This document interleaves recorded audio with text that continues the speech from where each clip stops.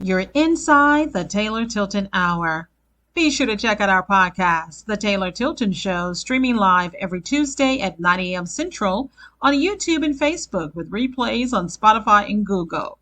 Then enjoy the Taylor Tilton Hour on Comcast channels throughout the Southeast. For more information about the host of the show, visit ChristieTaylorConsulting.com.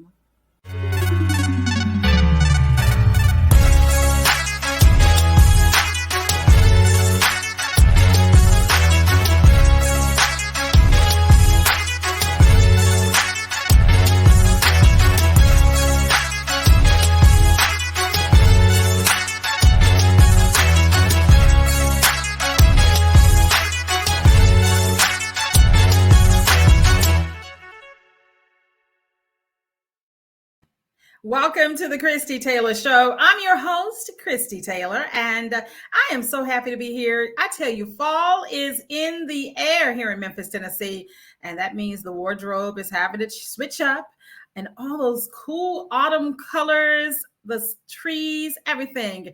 And one reason why this is so important, because as with everything art, fashion included, imitates the beauty that surrounds us year-round in nature. And one young lady who's going to be talking about how she's inspired by all things beautiful is our special guest today, LaQueita at Antionette. She is a celebrity and wardrobe fashion stylist based in Los Angeles. Born and raised in Dallas, Texas, La always states her style influence came from her parents. As a preacher's kid, I always had to be fly, La states. Now, she creates looks that exude confidence, fun, and elegance. Her clients include celebrities, CEOs, and everyone in between. Now, she has been a style consultant for the last 10 years. Moving to Los Angeles in 2015, La began interning with LA Fashion Week and Style Fashion Week, where she made various connections in the industry. Then she went on to style local artists and tapped into personal styling. Now, once she connected with creative director Luckie, her career skyrocketed. Now, she went on to style Queen Herby and Jordin Sparks, where her looks were seen on various music-based platforms such as the AMAs and multiple music videos that has had over 3 million views. Now, La has been on tour with Roc Nation's very own Kirby, toured with John Legend, Pink Sweats, and the Mixtape Tour, which featured New Kids on the Block, In Vogue, Rick Astley, and client SALT-N-PEPA. Now, LaQueita is the proud CEO of LETLASTYLEYOU LLC, and currently, yes, she currently has a boutique by the name of DRIPPEDBYLA, where you can purchase looks curated by the fashionista herself. Now, she's currently filming her new YouTube channel, DRIPPEDtv, so you definitely want to stay connected to La. Welcome to the Christie Taylor Show. Oh, my goodness. I'm super excited to have you. And you can unmute at your earliest. There you go. Hey, La. Thank you so much for having me. I'm so sorry. It was such a you're fine. You're fine. Well, first of all, we are ladies in pink today. I know. Listen, great minds. I love that. Great minds think alike. Now, of course, you got a little bit more pizzazz, but I tell you, you're giving me inspiration. Okay. Even as we move into the autumn in Memphis, and of course, you got more sunshine in La La Land. I tell you, I'm loving all the vibe. Now, reading your bio, I mean, first of all, Dallas born and raised and a preacher's kid. Let's talk about that. Yes, I'm the only child. My parents literally had me in church from the time I was a child till my young adult years before I moved. But yeah, listen, I've been in church my whole life, was in everything, praise dancer, choir, you name it. I was at church Monday through Friday, probably. You know, why does your life sound like my life? You know, I can say as a person of faith, as a woman of faith, more specifically, that we used to joke, me and my siblings, that we were at church every single time the doors were open. That was because in many cases, my mom would end up with the church keys. So we were that. I was going to say, I'm pretty sure one of my parents had the keys to the church because we were always there before the doors open, and after the doors closed for everyone else, I was still there, picking up programs, cleaning up, doing something. And it's so funny because a lot of people don't understand how in church there are two things that greatly influence us in addition to faith is music and style. Growing up in church, you can be infused with both. Of course, I ended up along my life path in addition to media. Definitely was deeply involved in music as my brother. But my sister, who's older, while she could sing, she really drew to the fashion in church. So how did church influence your styling? I know you said your parents did. Yeah, absolutely. Being that when my parents were married, they loved to coordinate and go to church, and fashion was definitely a big influence for me because, of course, we had to. Being that my dad was an assistant pastor and a reverend, of course, he's on the pulpit, so of course he has to look dapper and look sharp every Sunday. So of course his wife and daughter had to, be a reflection of him. So yeah, I was always in the best dresses with the ruffle socks and the heels and the shoes. So yeah, Yes. we were always coordinating. And my favorite part is hilarious, but as I grew up, my favorite part was like offering time because that's when you got to walk down the aisle and everybody could see your outfit because you were going to give money and tithe. So that was my runway moment. That was my first runway. What was your runway moment? That is so true.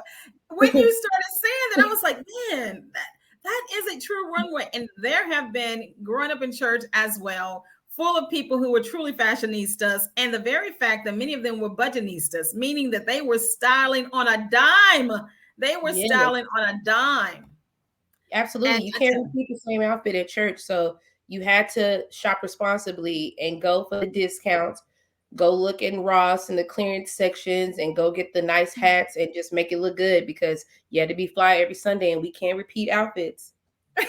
not within the same season as we would in fashion. It's like, that was so last season. That was so last season. Right. Now, Right. one of the things I was interested in the fact that you came from Dallas, where everything is done big. Texas, the whole state, y'all do things big.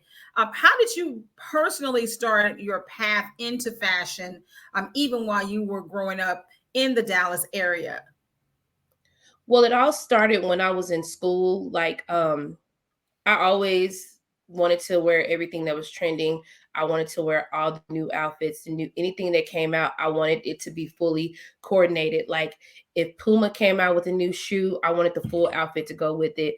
And my friends used to tease me because anytime we had a field trip, my mom would make sure I had a new outfit for the field trip, Wow.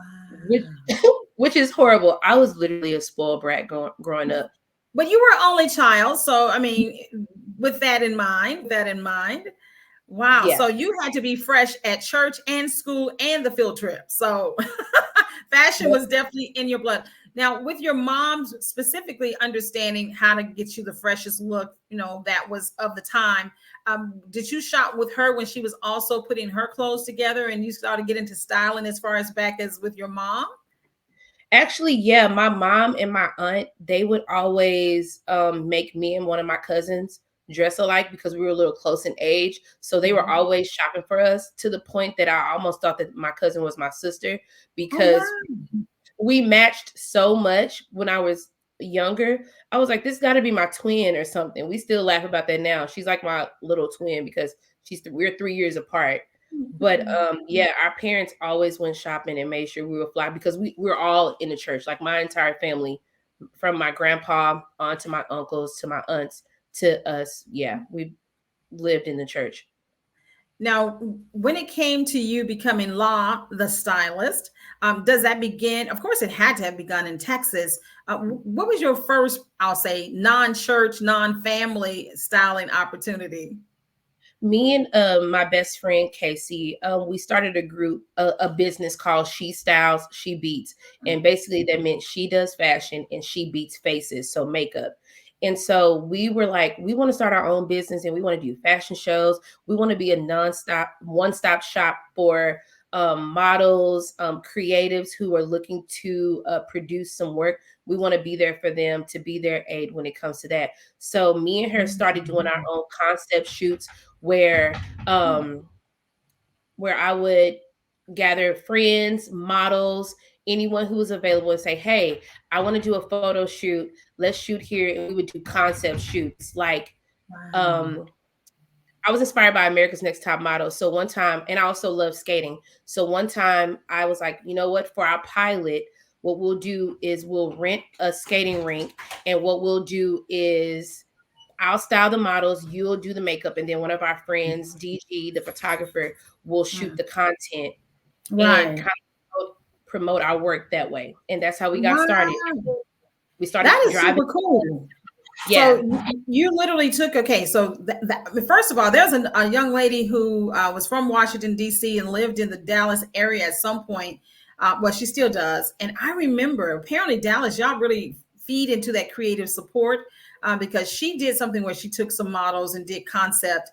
But I really like the fact that you took two things you love, fashion, your friend took makeup, and then being able to take the idea of a skating rink. I mean, how easy is it for you all now, in your age group to really collaborate? Because that used to be always the thing. Like a lot of people didn't work together back in the industry. So do you find that it's much more collaborative now in the industry? I mean, when you find your tribe when it comes to this creative journey, yes. I mean, people are still very selfish, especially in LA. Everyone's always looking for a come up. And if it's not stamped with some type of number, financial number, then they're less likely to help you. But I will say that I was fortunate and blessed to find my group of people, and like we literally help each other. A lot of my friends are not only creatives, they're entrepreneurs, CEOs, and they're literally out here trying to make their dreams come true. So we collaborate with each other whenever we can. And I extend my expertise. I'll style them. I'll show them how to pose. I'll help and help them with my resources. So if I know photographers, if I know makeup artists, then yeah, we're all working hand in hand to accomplish goals together. La, I really love the fact that, you may not speak to it, but you have a energy around you that pull people in. So I can tell the very fact that you even are a networker and, as you say, bringing your resources to other people's resources, because everybody doesn't have that knack of putting the right people in the room. And entrepreneurs and CEOs, that was part of your bio. So it's one thing to do fashion for celebrities, but it's a different energy when you're dealing with a person who maybe has a 9 to 5 or has a high power position. What do you find, or what do you share with clients that are non-celebrities when it comes to being, fashion forward? I honestly share the same information. I drop the same gems because honestly, I treat everybody the same. With my personal clients, sometimes I'll, encourage them, just because you're not in the limelight, you still need to look your best. You still need to feel amazing. I still want you to be comfortable. I give them the same experience. So my celebrity clients, my personal clients, they're all the same. They're all the same in my book. What made you leave Dallas to even head in 2015 to Los Angeles? Was there a opportunity or a moment, or just I'm going to LA? Yeah, 2015 was a weird time for me in Dallas. I think it was literally God pushing me out, literally. Like, I lost my job. I was laid off. My job was downsizing. I was laid off, and I literally could not find another job. Like, no matter how much I tried, I was literally applying, not getting much. And one of my good friends, Journey Rain, she's a singer songwriter and also now a restaurant owner. She literally called me, and she's one of those spur of the moment people. So she's like, "Come move to LA with me. Just come. Like, I'm already here. You were supposed to come here when I came, but I was a little reluctant because when you have a 9 to 5, that steady income, the the unknown is, you just don't tend to gravitate toward that. So I was like, I just cannot leave everything behind and come to California. Like, that's too scary. But yeah, I literally prayed about it. I talked to my parents. They kind of gave me the stamp of approval and was like, yeah, if that's what you want to do, then go ahead and we'll support you 100%. Also, my godparents as well. They were like, yeah, we support you, and, we're going to have your back. And I literally left with literally nothing. I literally gave everything away in my apartment and literally packed up my car, and me and a good friend of mine drove me to California. Wow. I like the stories of, those nudges, and of course, being a person of faith, like you said, when God, like, okay, it's time to move on and making the nest, as I used to say, making the nest uncomfortable so that you can fly and spread your wings. When you got to LA or arrived in LA, having a friend already in the industry who had major love for you, was that something that you needed to navigate the fashion industry, or how did you have to cut your own path in LA? That was very tough when I first started because as soon as I got here, of course, my savings, all that started dwindling because I'm literally trying to learn. Rent is different, cost of Yeah. living is different. My friend, although she was in the music industry, it didn't really help me as far as fashion was concerned because she was out here equally trying to navigate as well. So we were both out here learning. So it caused me to like you said, create my own path and figure it out myself. So literally a good friend of mine connected me with a friend of mine's now, which is like my partner in fashion crime, Tamia, literally Mhm. linked us together and was like, you need to be friends with her. She does events for different fashion shows. I Wow. connected with her. And then, like you saw in my bio, Luckie, who is a creative director, he was working with Nicki Minaj. He worked with Mhm. Queen Herby, who he gave me that client for a small amount of time. And also he works with Janae Aiko. He's heavily grounded in the fashion industry. And he was like, hey, I need a wardrobe stylist for a couple of my clients. Are you available? And I found him because I was joining meetup groups to make friends because I didn't know anybody. So Yeah. literally, God placed him in my life, and literally, we've been working together ever since. Relationships are so important. And I know people say in LA, in other industry based cities, that it's all about relationships. But the secret to it is old school. It's like to have a friend is to be a friend. And I liked when in LA, for the brief time I was living in there, the meetups were everything. I was in the film space, so it's like going to anything that was film related, going to things that where I knew people would probably hang out, coffee shops, just to build organic relationships is so key. So when you had the opportunity to start working with Luckie, and as you say, as a friend, and then getting plugged in, what did you learn about yourself, and what stretched you when it came to styling? Um, I learned so much about not giving up because I'm one of Mhm. those people when I first started doing fashion, I wasn't as headstrong as I am now. And so Lucky, he literally doesn't take no for an answer. I'll be like, Lucky, I can't find this. He like, it's okay. We'll find it. Keep going, keep looking. Or he'll literally send project after project. And I'm like, Lucky, I'm still working a full-time job. You want me to try to find these looks for a music video, for an award show, put all this together. I'm on a time crunch. I don't have time. He's like, Jesus lives. You'll find it. Like literally. And I'm like, are you serious? But that really helped me because now I don't take no for an answer. I'll keep going. I'm very stubborn, obviously, because I'm the only child and I'm a Taurus. I blame that on that. But But both. so I'm literally like so determined. I will get things done. And he literally trusted me. So Yeah. now I had to learn how to trust myself because I'm like, if this guy Mhm. can trust me and he barely knows me, why can't I trust myself? So it Wow. taught me, study my craft. He would always have these crazy over the top ideas. And I would literally go back, I would listen to the song, I would study it, I would go with Mhm. him, we would go down the treatment and the call sheet, like this is what we wear, this is what we feel when we see this. We talked Mhm. about colors, textures, and he really gave me opportunity to dive deep and really hone in on my creativity.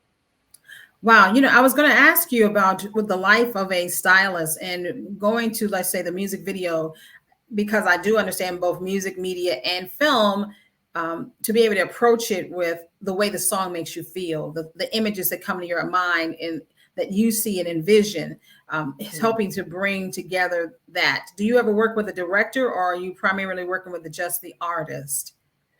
I do both. I'll work with the Mhm. director as well because of course the It's director the will send over, vision. yeah, he'll definitely send over his ideas of this is what I want to portray. And then of course me and the creative director will sit down and be like, how can we not only execute this but also take it one step further and Mhm. elevate this vision because we're here to be the second pair of eyes for the director. Yeah. He has this seed, but now we got to water it and plant it and make sure it grows. So we literally all sit down, we'll have a creative meeting. And that's probably my favorite part, because once you start listening to the song and you're literally thinking about it, you're like, ooh, I want to change this. I want to do this. What about this? And then next thing you know, you have a masterpiece. Now, I know that back in Dallas, you said you had a friend who was a makeup artist. And when it comes to LA, have you built your tribe out, or how long did it take, should I say, for you to build out your tribe of photographers or makeup artists, hair and makeup, should I say, to start becoming the stylist? I'm not gonna lie, it took probably about 4 or 5 years to really get a group of people who not only are trustworthy, who I feel are family. I can talk to them, I can be transparent. We can, work well together. We can refer each other for other gigs and things like that, but still come back and work collectively as a team. It took a while, but I love them so much. So I have to shout out to 2 people, Cagney. Also a good friend of mine, India, the Glam Diary. She's going off to do amazing things. So now she doesn't have time for me because she's doing great things, but we're all venturing into different things. Like I mentioned, my friend Tamia, her Instagram is DivaleX30. She literally brought me on now. So now I'm doing costuming, and me and her have been friends for years. So she's watched me grow. She's helped me. She's also helped with grooming me into the stylist I am today. And now she's bringing me on to one of the things I've wanted to do, which was venture into TV and film.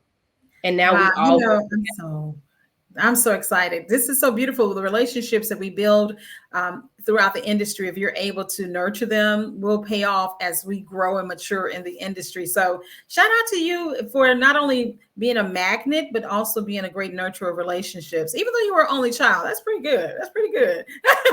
Everybody says that they expect me to be like selfish and mean and not so friendly. But I'm like, I think it was because I didn't have friends at home. I had to have friends outside. And plus my parents, they let my cousins come over all the time. So I wasn't really ever alone. Okay. I always had people around me.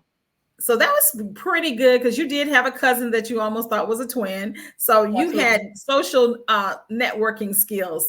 Now, one of the things before we get to the wrap up, I'm grateful to hear that you went from styling to, personal styling as well, to working within the music industry, of course, doing stage work for, like you said, Queen Herby and Jordin Sparks, but then to now be moving into television and film, which is a big deal if you're living in Los Angeles. It really is. So when someone calls the stylist, what are they really calling for? What's the look and the feel that they want you to deliver? They want someone who, like if you look at my Instagram, I feel like I always step outside the box. I think they're looking for someone who is not only relatable, but someone they can feel comfortable with. I feel like I bring that presence because I'm not one of those stylists that's just in it for the money. I'm in it because I love how people feel when they're in wardrobe that maybe I picked out. I love that attitude. I love that feel of confidence. Like it makes me happy when people are wearing things and you can tell like their posture change, their personality change. They're like, oh, I look good. Like you're giving yourself compliments. You're feeling yourself. You get to be cocky for a second, which is there's nothing wrong with that, because self-love is literally the best love. So I'm delighted in that. And I think that's what brings more clientele and helps me build rapport, because I'm also like very goofy and I like to have fun and I like to not be so uptight when I'm working. So I will start dancing. I'm on set being goofy, dancing, having a good time. I'm always smiling, cracking jokes, being sarcastic, because that's literally my personality. So I think they feel like it's their friend, like a friend styling them, versus someone who is like, oh, a celebrity wardrobe stylist and she just taking my money and just going to dress me and go on. Like I check in with my friends. I'm always sending them stuff. Like I'm always going further. Is that based on your Southern roots? Do you think that it has something to do with that? I always say it's because I'm a Texas girl. Yeah, got a big heart. Yes, indeed. And and growing up in church also helps. The doors of the church are open. Now, one thing I find very fascinating about you is, number one, that you're big on relationships, and that's a strong theme in clients becoming more friends than just clients. But I love the fact too that you are entrepreneurial by nature. and you've launched a corporation, a LLC, as well as a boutique, and you have other aspirations. So I want to salute you for that. So let's talk Thank you. about why that was important to you as a stylist and wardrobe stylist as well. The reason I started Drip by La is because so many people look at my outfits and they're like, oh my God, I want to wear that, but I can't afford it or things like that. And I'm literally curating looks for less. So Drip by La is made to just make your everyday outfit pop, whether it be earrings, accessories, a bag. I literally just came out with fur shades and fur bags because, you know, the temperature is dropping. So Yes. just fun things that cause conversations and are not the norm, because I feel like anyone who's dressed by me is not normal. You're extraordinary. So I want to cause that conversation. I want that piece to be a conversational piece. I want you to feel like, oh yeah, I look like a rich girl or a rich guy. Yes. So those are the type of things that I bring to the table. So it's literally creating the looks for less. I shop like on Amazon. I'll put looks together on Amazon now and basically make things affordable, because people always think that I'm wearing high fashion things and it's literally probably less than $100. I never want to break the bank, and I want you to be able to utilize these things for multiple events, multiple pieces. Means you can change outfits. Maybe you can wear one outfit 3 ways. Oh wow. So, you know, just being cost effective. So it sounds like not only do you style, but you also teach, you know, how to put looks together, how to repurpose them, how to, you know, I guess you say expand the life of a look. So do you feel like with your upcoming show that you're going to be hopefully by what, second quarter 2023, you'll have launched on YouTube? What will be the look and the feel of the show, and what's the mission of it? It's going to be broken down into a few segments. It, of course, will be like shopping according to your body type, what's trending, what to look out for. You'll get a look behind the scenes of any of my fashion projects coming out.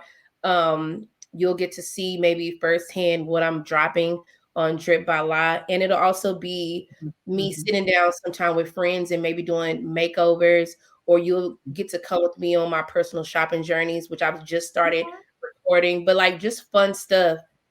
That's all I can say. So who do you aspire? I mean, first of all, I'm going to be looking out for that, because I'm going to need La the stylist here in Memphis. And Yes. so if that means that I have to live vicariously through the YouTube, as they say, YouTube University, I'll do that until you come fly to Memphis and, you know, show us some love. Let me ask you this as we come to the wrap up. Who are some of the people that inspire you in the industry, and what would you speak to future stylists as well? A couple people that stick out to me right now is like Kalana Barfield, because she's the it girl when it comes to wardrobe, and it's a little tomboy chic, which I feel is kind of my area.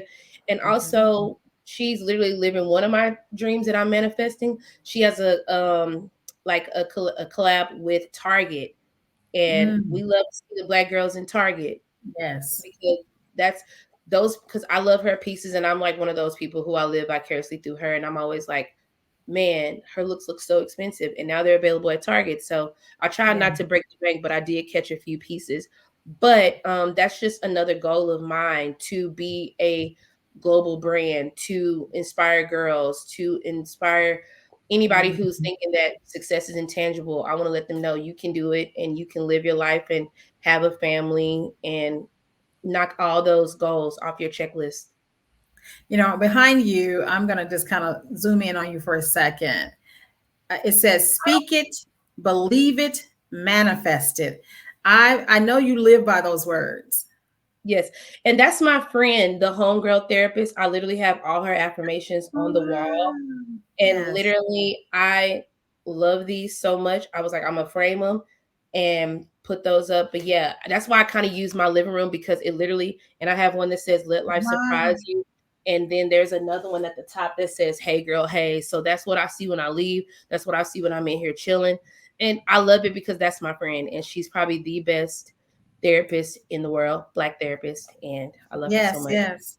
Hey, here's to our mental health and to us living fashionably. Thank you so much, La the stylist. And for those who want to learn more about her, be sure to check her out. Apparently, we got Look, like, subscribe, and follow her on Instagram at Let La Style You. That's Let LA Style You, as well as her website. Thank you. You've been so gracious. I truly do appreciate this. And I look forward to hearing more about you and hearing you become that global brand that you have spoken, that you're believing and manifesting.